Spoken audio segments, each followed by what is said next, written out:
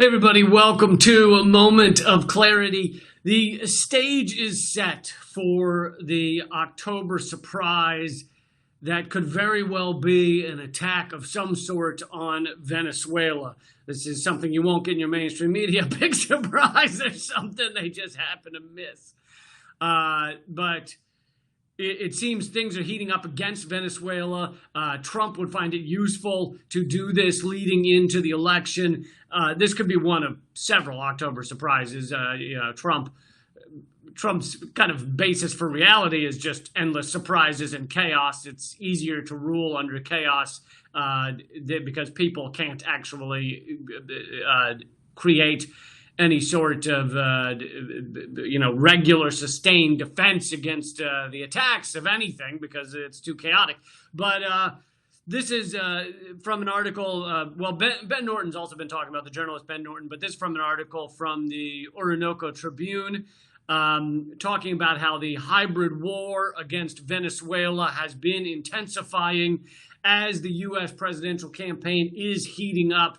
The hybrid war, as many of you know, is what it sounds like. It's war in many different ways, not just full-on attacks, which I've already talked about the ridiculous attempted invasion that the U.S. and U.S. mercenaries did several months back, easily stopped by the Venezuelan Navy. But that's a traditional attack, right, with guns and bombs and things like that. Then there's kind of electronic virtual attacks, shutting down power grids, which has also been done to Venezuela, likely by U.S. or U.S.-backed sources for that. Then there's propaganda attacks that's been going on against Venezuela by the U.S. for years now. Then there's economic attacks. That's another one that is done aggressively. And in each of these regards, things have been heating up leading into the American election because it is useful, as I said at the beginning. So I'm going to go into some of the details of how we know the stage is being set for some sort of even larger attack on Venezuela. One is that Trump actually said it in a speech. I don't know if it was a month ago, maybe 2 months ago. He in Florida, he literally said that something, I don't know if he used the word important or something significant is going to happen in Venezuela. He said something cryptic. Now, Trump says a lot of bullshit, but it almost seems like less bullshit when he's holding back. When he says something cryptic, when he doesn't just say, hey, I fucking hate that person. When it's not just straightforward, then you're like, oh God, what would make Trump hold back? That's fucking horrifying. But so here's some other than Trump literally saying it, here are some other details of this. And again, no mention of anything about this in the mainstream media. The closest you'll get is just standard propaganda against Venezuela, which I'll talk more about that in a minute, the latest propaganda against Venezuela. But the article says the U.S. naval deployment to Venezuela's maritime border is about to begin its 5th month. Many of you may not even know this, that literally the U.S. Navy is off of Venezuela's border, which in normal times from normal countries would be very close to an act of war. You don't just sit your war vessels outside of a country. I mean, imagine if Iran just decided to put tanks in Mexico on the border of the U.S. That kind of thing is frowned upon. Tends to make countries angry, pissed off, and usually people end up dying. So not the best idea, but for the U.S. it's normal. This is normal for us to try and create war with countries. So the U.S. naval deployment to the Venezuela's maritime border beginning its 5th month. Even the few Democrats in Congress willing to criticize Trump's Venezuela policy have said nothing about this deployment, perhaps because it is entirely normal for the United States to threaten war on a country and then dock its Navy right outside. You hardly hear about this from your mainstream media. They, New York Times or whatever has probably mentioned that the U.S. Navy is off of Venezuela's border, but they don't act like there's a problem with that. No, why would there be a problem with the most belligerent, warlike, fucking murderous country in the world to be outside of every country. Why is that a problem? I don't understand. So here's some more information about how the stage is set for an October surprise. On August 27th. So basically, the U.S. is also working with Venezuela's neighbors, largely U.S. puppet regimes, our allies, working with Venezuela's neighbors to put pressure on Venezuela to try and, crush them, collapse their society, whatever you can do to harm them as much as possible. By them, I don't mean just the leaders of Venezuela. I mean the actual people. The U.S. government and our allies want to watch people starve, die of medical problems, all those things. Whatever we can do to just make life miserable for your average Venezuelan, that's what we're doing. And that's how you know that it's not legitimate when the U.S. says we need to help them and save them by giving them democracy. Because if that were true, then you wouldn't be okay with just fucking with their people, like killing poor people there. But we're fine with it. We're totally cool with it. So August 27th, the Colombian court authorized a U.S. military unit to restart its advising mission. The U.S. is advising Colombia on how to help their Venezuelan neighbors. Right, advising. The only way the U.S. ever advises someone is how to commit war crimes. That's what we're very good at and how we advise countries. Just like the mob. This would be like if the local barber shop had the mafia advising them on their barber business, on their hair-cutting business. Yeah, we brought in the mafia to tell us how to, how to cut hair. That's what Colombia is saying right now. They brought in the U.S. military for their advising mission. Here's another step in the setting the stage for the October surprise attack on Venezuela. The U.S. has seized 2 tankers of fuel purchased by Venezuela. They seized those 2 tankers on August 14th. Venezuela desperately needs fuel because it is an oil-rich country that we will not allow to use its oil. We have done everything we can to economically crush them, to stop their oil processing, to make it impossible for them to sell their oil. So, the U.S. has made them desperately need oil to help their people and continue to run their society. And so they're getting much of it from Iran. That should be fine, right? In a legitimate world where we respect nations' ability to survive and do what they need, then a business between Iran and Venezuela should be fine. But we've decided to create economic war against both these countries. And so we've put sanctions on Iran, sanctions on Venezuela. And so now it's incredibly tough for Venezuela to get that oil.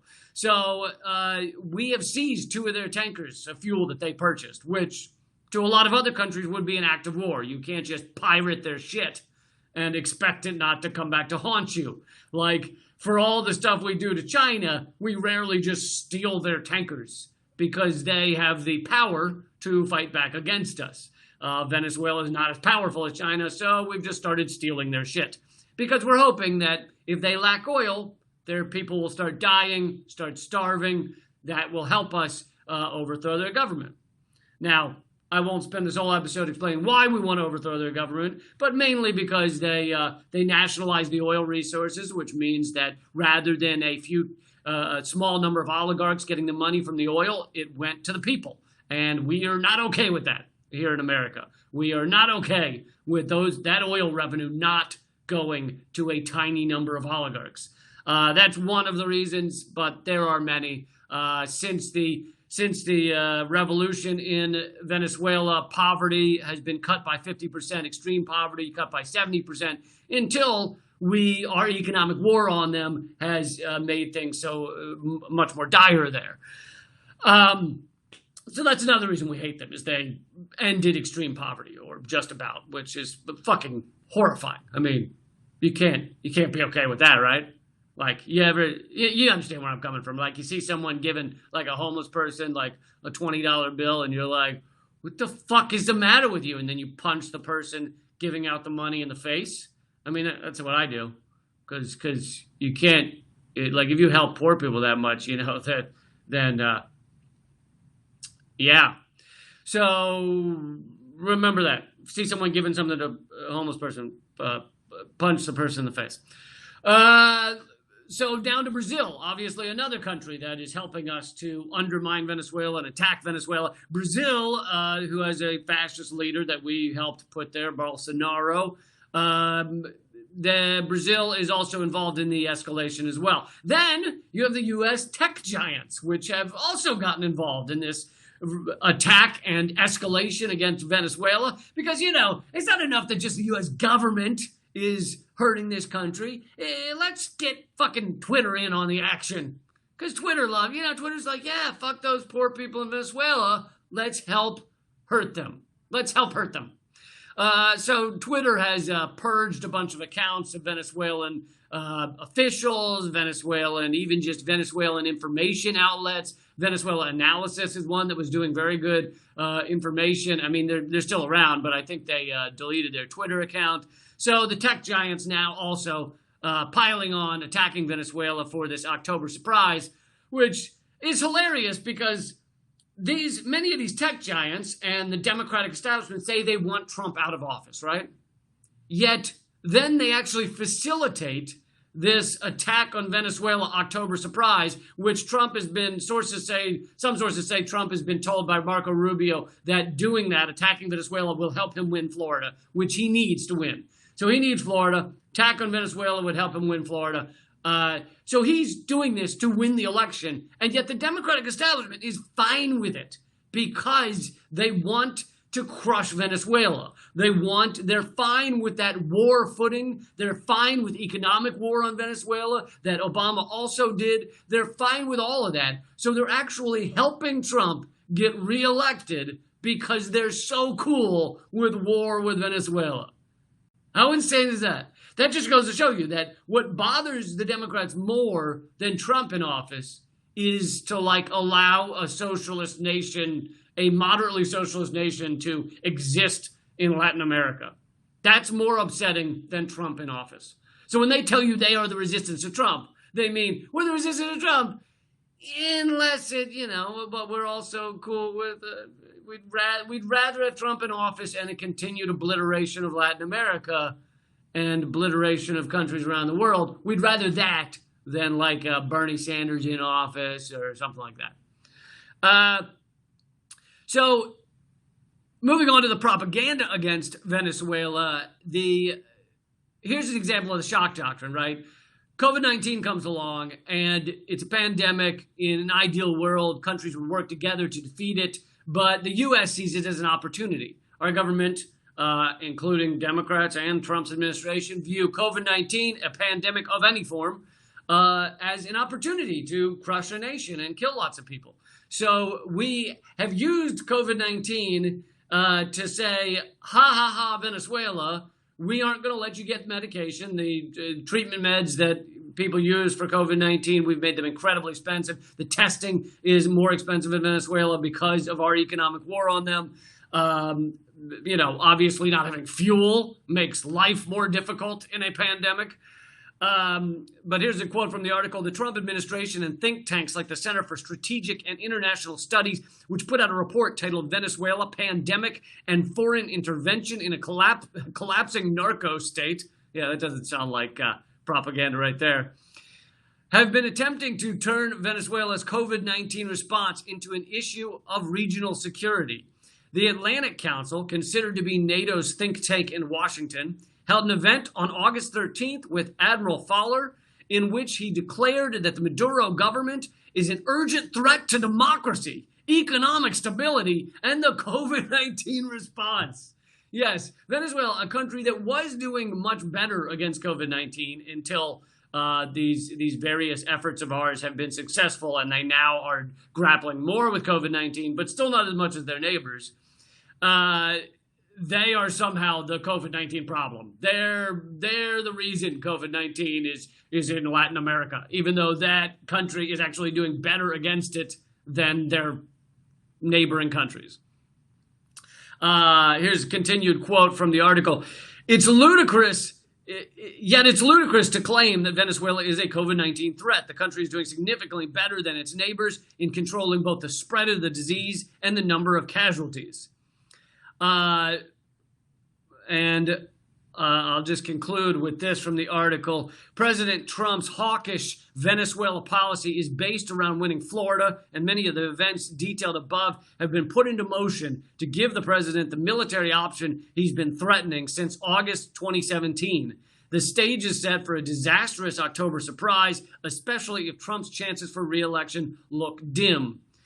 Well, of course, Trump, even though the polls are rather close, 5% in many of the battleground states, to Trump, that's dim. Trump wants to, win by 20 points. So to him, this is a win-win. You attack Venezuela and you kill a bunch of innocent civilians. You maybe, or at least hope to bring down Maduro because you hate that goddamn socialist leader, and you get reelected because you win Florida and it helps you. Now, the Democrats, no sign of even standing up against this, no sign of even reporting on this. They won't even fucking talk about it. The closest you'll get is agreement of the propaganda against Venezuela. That is the closest you'll get from the Democrats in our government, because it's one fucking party. When are people going to get it? It's one party, and they agree on all this shit. So they're fine with Trump doing his best to destroy Venezuela. He could drop a goddamn bomb straight out of the sky on Venezuela and the Democrats wouldn't stand up against it, even though God knows how many innocent civilians it'd kill. These are murderous, rampaging thugs. And then they turn around and tell you how kind-hearted they are, how they're standing up for democracy, how they're standing up for stability, how they want to help the people by bombing them.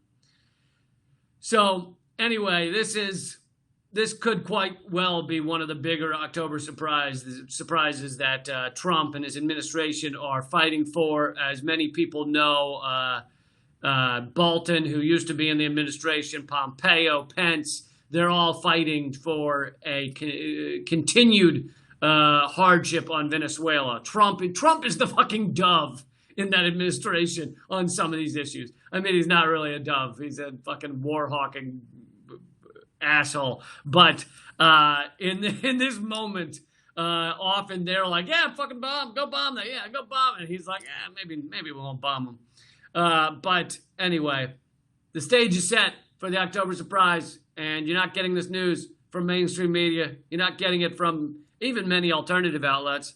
Ben Norton's a good one. Aaron Mate's a good one. And Mint Press usually covers this stuff as well. All right, that is your moment of clarity. To support the show, I'm not asking for money. Just share this video and share the video. Give it a thumbs up, and please hit the subscribe button and the bell. I do these every single weekday except sometimes. So if you miss one, just go to leecamp.com and you can catch the day's news. All right, keep fighting.